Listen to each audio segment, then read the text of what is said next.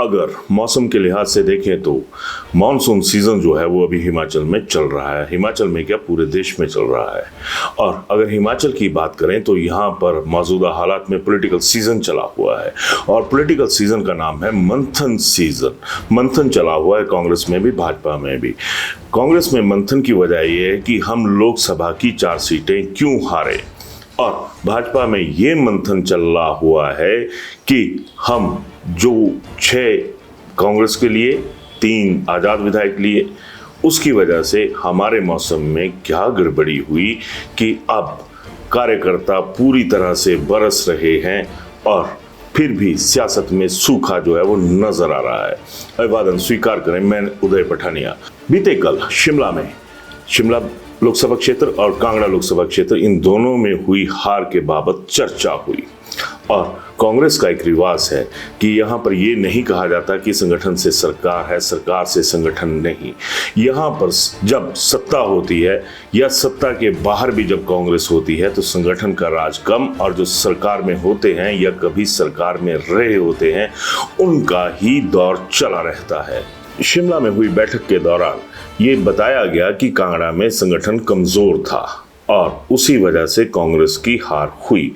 हालांकि कई और तथ्य भी इस बैठक में जो केंद्र से नेता आए हुए थे उनके साथ साझे हुए। कांगड़ा के बाबत कहा गया कि आनंद शर्मा को देरी से टिकट दी गई, उसकी वजह से भी नुकसान हुआ, और ये कहा गया कि आनंद शर्मा को एक तरह से भारी कैंडिडेट भी माना गया। खैर, ये अलग अलग चीजें थी, लेकिन हकीकत ये थी कि जिन आनंद शर्मा को कांग्रेस के नेताओं ने बाहरी होने का खिताब एक तरह से खुद ही दे दिया, वो आनंद शर्मा हकीकत में इतने ज्यादा कांगड़ी और चंबियाड़ी निकले कि उसकी उम्मीद एटलीस्ट मेरे जैसा व्यक्ति भी नहीं कर सकता था। इसकी भी एक वजह थी, क्योंकि कांग्रेस के नेताओं ने ये एक हाइप बड़ी पहले से ही क्रिएट कर दी थी कि आनंद शर्मा जो है वो बहुत हाई प्रोफाइल नेता है।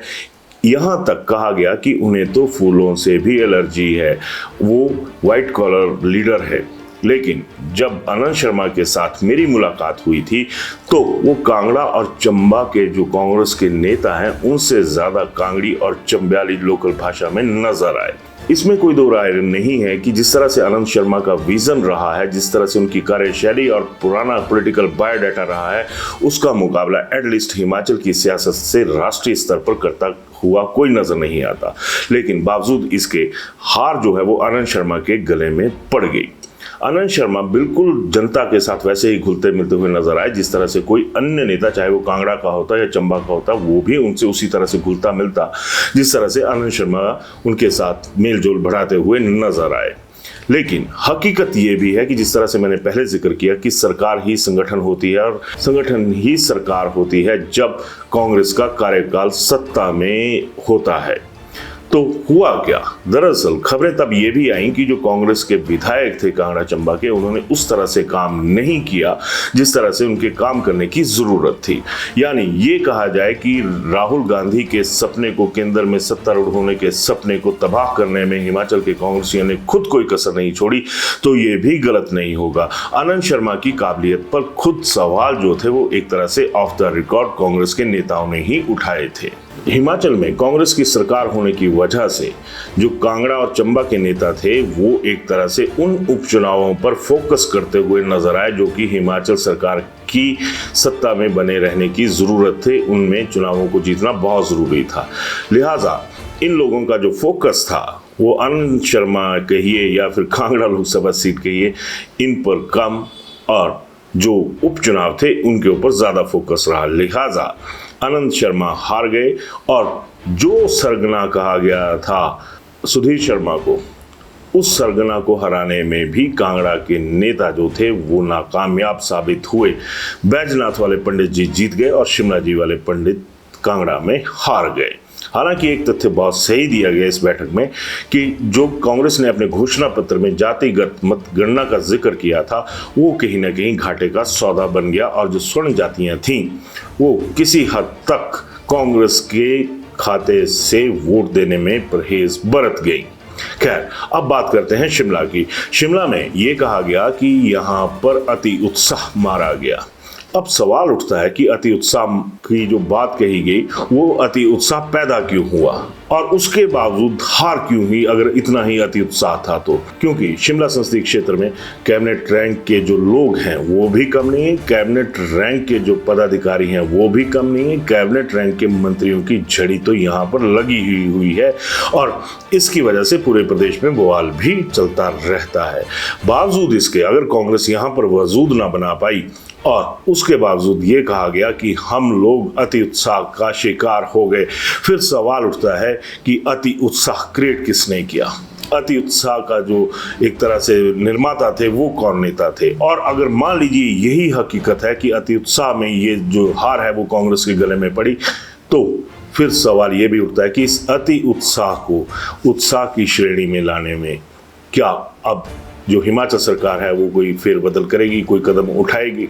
चलिए, यहां तक तो हो गया कांग्रेस का जो मंथन था पिछले कल का। अब आज की ताज़ा खबर यह है कि भाजपा की जो ऊना में 18-19 तारीख को बैठक होनी है उसमें भाजपा के राष्ट्रीय अध्यक्ष जेपी नड्डा नहीं आ रहे हैं और यहां पर केंद्रीय ऊर्जा मंत्री मनोहर लाल खट्टर इस बैठक की अध्यक्षता करेंगे। अब सबसे बड़ा सवाल तो यही है कि क्या जेपी नड्डा ने खुद इस बैठक से किनारा किया? क्या वजह रही कि हरियाणा के पूर्व मुख्यमंत्री और मौजूदा केंद्रीय ऊर्जा मंत्री मनोहर लाल खट्टर को यहां पर आना पड़ रहा है? क्योंकि यहां पर भी मंथन की वही हालत है जिस तरह की कांग्रेस के मंथन में हाल फिलहाल नजर आई है। क्योंकि अभी तक जो माहौल हिमाचल भाजपा में बना हुआ है उसमें जेपी नड्डा को जो बीजेपी का कैडर है वो कहीं ना कहीं जिम्मेदार मान रहा है और इस जलती हुई आग में तथ्यों का घी डालने में जो भाजपा के आला नेता रहे हैं या भाजपा से बाहर हैं वो कोई कमी नहीं रख रहे। पूर्व राज्यसभा सांसद कृपाल परमार तो शरेआम सोशल मीडिया पर अपना दुख दर्द साझा करते हुए नजर आ रहे हैं। उन्होंने कहा कि एक तरह से जो भाजपा डबल इंजन की एक तरह से अपनी होशियारी दिखाती थी उसका जो ट्रिपल इंजन था वो भी हिमाचल में फेल हो गया। इस ट्रिपल इंजन में उन्होंने जेपी नड्डा, जयराम ठाकुर और डॉक्टर राजीव बिंदल का नाम लिया और ये भी कहा कि इन 3 इंजनों के बावजूद भी भाजपा जो है वो हिमाचल में हाँफ रही है। अब सवाल उठता है कि हाँकने और हाँफने में क्या फर्क है? अब जिस तरह से भाजपा के कैडर को हाँका जाता था उस तरह से उसका हाँफा जाना जायज भी है। कृपाल परमार ने तथ्यों के आधार पर कहा कि 2024 के लोकसभा चुनावों में लगभग 5,80,000 वोटों का जो नुकसान है वो भाजपा को उठाने पड़ा। ये अलग बात है कि इतने नुकसान के बावजूद भाजपा जो है वो 4 लोकसभा सीटें जीत गई। और कृपाल परमार यही नहीं रुके, उन्होंने 2017-2022 के चुनावों में भी टोटल मत प्रतिशत का 6% के नुकसान का जिक्र यहां पर किया। अब यही सबसे बड़ा बवाल जो है उसके उठने के आसार ऊना में भी दिखाई देने शुरू हो चुके हैं। भाजपा का एक रिवाज है कि इसमें यह कहा जाता है कि फलां बैठक में फलां लोग जो है या नेताजी हैं वो अपेक्षित हैं और जो उस लिस्ट में जिन नेताओं का नाम नहीं आता है उन्हें एक तरह से उपेक्षित माना जाता है कि ये बैठक में उपेक्षित नहीं है, इनकी उपेक्षा जारी है, अपेक्षा इनसे कोई नहीं की जा सकती। अब यही वजह है कि भाजपा के आला नेताओं में तो छोड़िए, जो second line third line of leadership है वो भी ये कह रहे हैं कि पता नहीं उस बैठक में उन लोगों को बुलाया भी जाएगा, उन लोगों को सुना भी जाएगा जो कि तथ्य आधारित बातें जो है वो यहाँ इस बैठक में कर सकते हैं। खैर, मैंने पहले ही कहा कि मंथन दोनों तरफ जारी है, लेकिन मंथन का आलम यह है कि विष जितना कांग्रेस में उगला जा रहा है या कांग्रेस के हिस्से में आ रहा है इस मंथन के दौरान, उतना ही भाजपा के हिस्से में भी आ रहा है। अमृत नाम की कोई चीज जो है वो यहाँ पर नजर नहीं आ रही है। खैर, कारक भी अपने होते हैं, कारण भी अपने होते हैं, कारक भी कोई और होता है, कारण फिर बन जाता है। अब इस मुद्दे पर अपनी राय जरूर दीजिएगा। धन्यवाद।